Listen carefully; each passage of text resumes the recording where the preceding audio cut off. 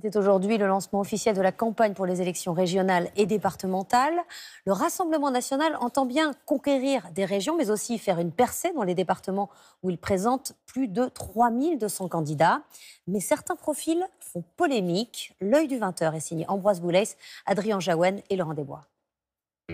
Près de 16 000 Français sont candidats aux élections départementales et 1 sur 5 l'est sous la bannière du Rassemblement national, de loin la plus représentée à ces élections.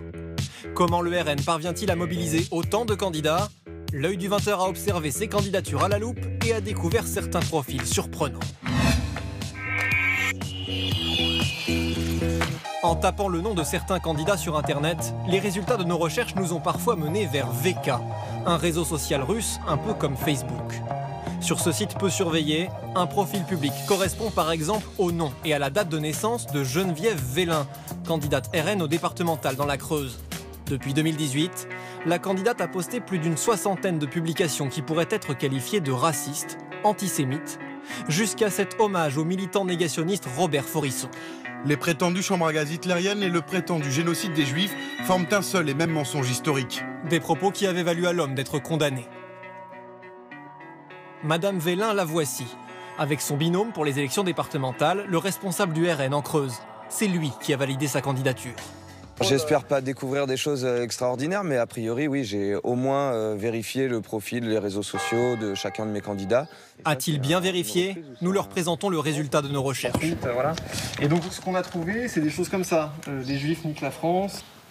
Bah écoutez, je me sens à ma place. Je regarde ce que j'ai marqué. Ça, je ne me suis pas rendu compte aussi. Pour moi, c'est pas admissible. J'en ai vu déjà trop. Voilà. Maintenant, la candidature est lancée. C'est le national qui va juger si on retire la candidature ou pas. Mais je peux comprendre qu'on perde une investiture pour ça. Ouais. Après notre tournage, Geneviève Vélin s'est effectivement vue retirer l'investiture du RN. Mais elle reste candidate sans étiquette. Dans la Creuse, ce n'est pas la seule. Un autre candidat RN, Thierry Morin, tient des propos similaires sur VK. Contacté, le candidat également en lice pour les régionales assume ses propos.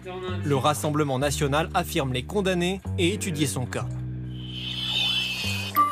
Après les candidats, nous avons aussi scruté leurs suppléants. Dans le Val d'Oise, l'une d'entre eux dit découvrir sa propre candidature pour le RN. Militante au Rassemblement national, cette retraitée souhaite rester anonyme. Filmée en caméra discrète, elle nous dit avoir été démarchée à domicile. C'était une dame qui était venue. Mais elle me dit, vous mettez votre nom, etc. Je dis, mais attendez, moi je veux pas faire partie d'un conseil départemental. Elle m'a dit, non, c'est juste pour votre nom, comme ça, bon. Pas tout, ça voyageait pas trop. Sur sa déclaration de candidature en tant que suppléante, c'est bien sa signature. Mais la mention manuscrite qui valide son consentement n'est pas de sa main selon elle. Ça, c'est votre écriture ou pas? Non, c'est pas mon écriture. Qu'est-ce que marqué? Marqué mon consentement à être en place. Non, j'avais dit ça, hein. Voici l'écriture de la suppléante que nous avons rencontrée et l'écriture présente sur le document reçu en préfecture. Contacté, le responsable départemental du RN dans le Val d'Oise nous assure que cette candidature a été récoltée et déposée dans les règles de l'art. Il n'explique pas pourquoi la suppléante affirme ne pas avoir donné son consentement. Vous avez sûrement remarqué une nouveauté dans ce journal. On donne nos sources, celles sur lesquelles s'appuient nos journalistes pour leurs enquêtes.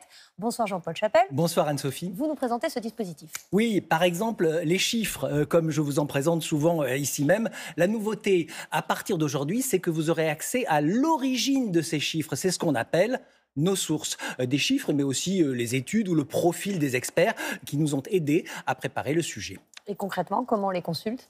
Alors, il faut aller sur notre site franceinfo.fr où sont mis en ligne nos journaux, magazines et reportages. Choisissez le sujet qui vous intéresse, par exemple celui-ci sur les scénarios d'évolution de l'épidémie. Désormais, tout en bas sont mentionnées les sources. Nos sources, toutes les sources ? Chaque fois que c'est possible, nous les publierons. Mais il y a des sources confidentielles qui souhaitent rester anonymes, comme les lanceurs d'alerte. On se doit de les protéger. En tout cas, nous vous promettons plus de transparence pour, nous l'espérons, encore plus de confiance entre vous et nous. Merci beaucoup Jean-Paul.